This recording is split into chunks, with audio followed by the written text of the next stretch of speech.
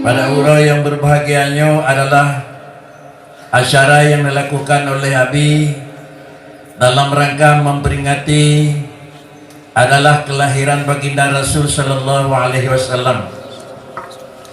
Bapak-bapak dan saudara-saudara sekalian, berbicara persoalan lahirnya baginda Rasul, adapun berbicara persoalan lahirnya Rasulullah adalah berbicara dengan tiga masa.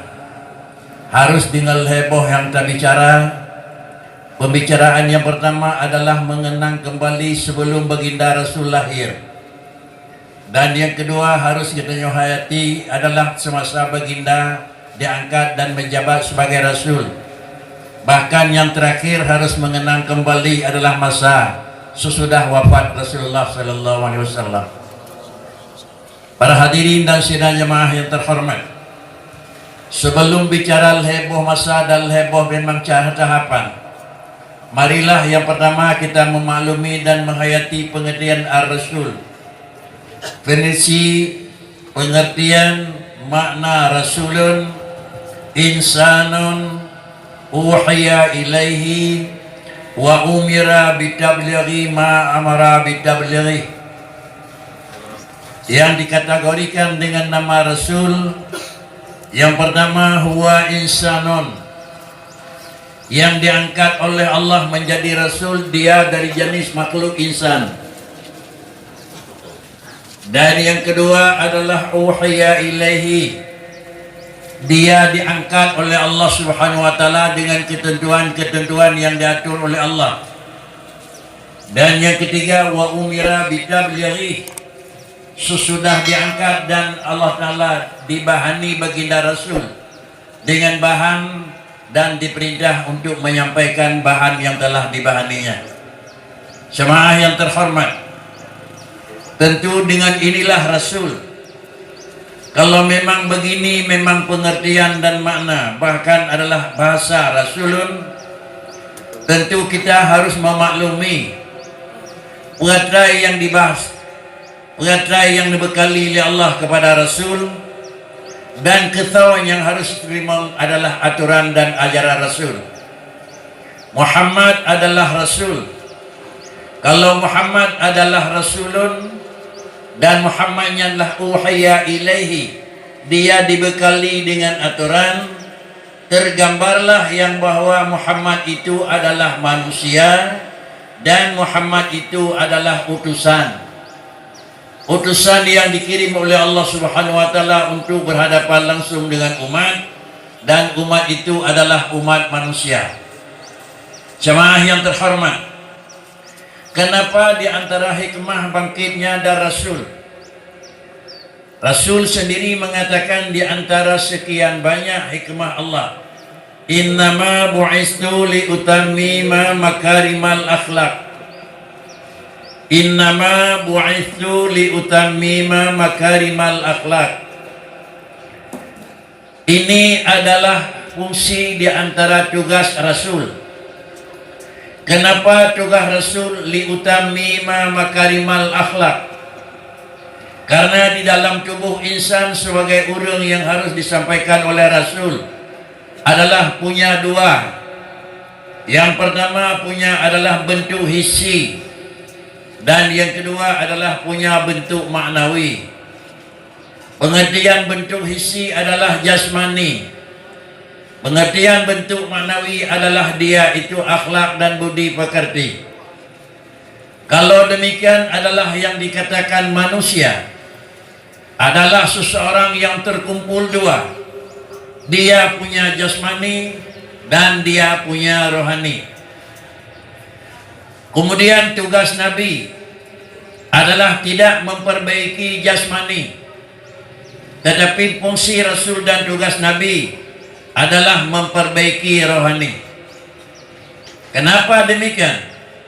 Karena adalah jasmani hanale perle bangkit Rasul untuk mengusahakan memperbaikinya. Dikarenakan Quran bicara laqad khalaqnal insan fi ahsani taqwim. Manusia lumpujir lelun ke Tuhan hanali jeroh datih lain terkecuali manusia. Kita harus maklum yang bahwa kata-kata Allah apa isinya. Laqad khalaqna, berbicaraan laqad khalaqna adalah bicara 3 musim. Fungsi yang pertama, kalau laqad khalaqnal insana bicara khaliq. Yang kedua adalah laqad khalaqna bicara makhluk. Dan yang ketiga laqad khalaqna bicara khalqi.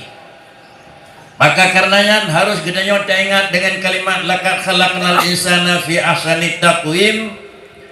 Mengingat pertama khaliqun, yaitu Allah sebagai khaliq. Dan yang kedua adalah khalaqnal insanun sebagai makhlukun. Dan yang ketiga adalah khalqi, adalah insan itu bukan jadi sendirinya. Para hadirin sidang jemaah yang terhormat, inilah perbedaan antara paham yang sunni dengan tidak sunni. Inilah paham yang benar dengan tidak benar. Istilah yang lain, inilah paham sunnah dan bukan ahlu sunnah. Para hadirin, ibu, bapak, dan saudara-saudara sekalian, karena di dalam ayat tersebut kita memahami segala sesuatu insan khususnya, bahkan alam semesta yang lainnya adalah dia dijadikan oleh Allah.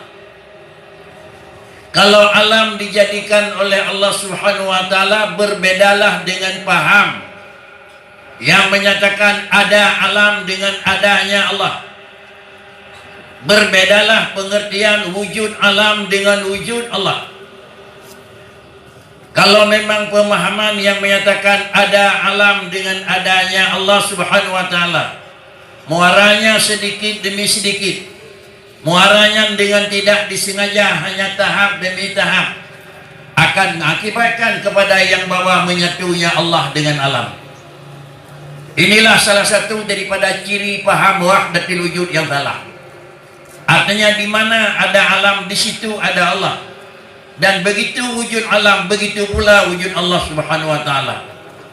Maka karenanya sehingga pada sabosah adalah paham yang lengeyo, akan mengakibatkan kepada kerusakan dan membahayakan akidah. Tetapi kita harus memaklumi dan memahami, Quran bicara laqad khalaqna, tentu diulangi merupakan 3. Yang pertama adalah ada Allah yang khaliq, dan yang kedua adalah insan itu yang makhluk, dan yang ketiga adalah harus khalqi. Berkesimpulan yang harus kita yakini, alam semesta adalah jadi dengan dijadikan oleh Allah. Bukan alam semesta jadi dengan adanya Allah. Mayo alam dia ngena Tuhan sama dengan menyatulah Allah dengan alam. Tetapi mayo alam dia ngena pejir Tuhan sama dengan lain khaliq, lain makhluk, dan lain pula khalqi. Para hadirin sidang jemaah yang terhormat, maka karena yang demikian adalah lahirnya Muhammad bukan hanya untuk menjadikan sesuatu, tetapi insan karena bukan oleh Allah Ta'ala, laqad khalaqnal insana fi ahsani taqwimi. Manusia lumpuyit lelun ke Tuhan dalam bentuk yang paling indah dibak segala bentuk. Kalau demikian adalah yang indah bahasa Quran buat ragot. Yang God adalah kan God pulain, tetapi yang God adalah kejadian. Artinya kejadian bentuk jasmani manusia ketimbang dengan bentuk jasmani makhluk yang lain lebih indah, lebih sempurna, dan lebih hijau adalah makhluk insan. Kalau demikian siapa itu insan yang bukan Muhammad? Adakala insan itu manusia yang kafir, adakala insan itu manusia mukmin, adakala insan itu manusia yang taat, adakala insan itu manusia yang maksiat. Berkesimpulan, manusia yang pegang oleh Allah Ta'ala jauh hanya memandang urung mukmin dengan urung kafir dalam kejadian. Manusia yang pegang jauh oleh Tuhan dalam kejadian hanya memandang urung maksiat dengan urung taat. Kalau demikian manusia ada nama manusia, ada kafir tapi ahsan takwim. Manusia ada nama manusia, ada maksiat tapi ahsan takwim. Oleh karena demikian inilah yang diistilah dalam pandangan hukum adalah indah di dalam kejadian. Para hadirin dan bapak sekalian, keindahan yang ada pada seseorang manusia tidak ingin hanya indah dalam kejadian, tetapi adalah sebagai manusia dia harus ingin indah di dalam penilaian. Apabila indah di dalam kejadian, pada ujung-ujungnya akan mendapat penyesalan. Tetapi indah di dalam penilaian, pada akhirnya mendapat kepuasan. Ini adalah istilah yang tidak boleh kita mungkiri. Dua ulangi. Indah dalam kejadian, ujung boleh jadi merupa penyesalan. Tetapi indah di dalam penilaian, ujung adalah mendapat kepuasan. Contoh yang paling mudah ditemulakan. Kalaulah musim bodrian yang kena tablau sabah yang remang nak bawah pentah. Lalu kemudian baik buka baik siapa pi dengan harga yang tinggi, dengan model yang indah, dengan potongan bodrian yang remang itu.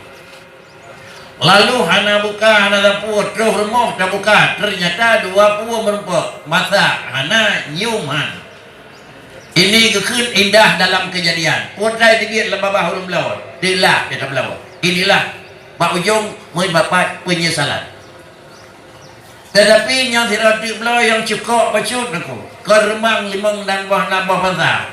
Bacut ji cukup kuranggat. Hanya dalam hitungan peng yang nana, namun dirmoh ramai itu. Tapi sudahlah, daripada tercium bayar rumah ke, biarlah dapat cium bayar apa. Ternyata sesudah dibuka di dalam terus sampai rumah, ternyata lena yang ada banam puas baju. Mana indah di dalam penilaian kekun haru gopeng ada beropi nayun, itu kepuasan. Kesimpulan, kalau demikian indahi pementang ujung bisa jadi belah, tetapi indah nilai pada ujung adalah menjadi puas. Kalau demikian laqad khalaqnal insana fi ahsani taqwim, Allah mengaku indah apa? Indah di dalam kejadian, tidak mesti indah di dalam penilaian.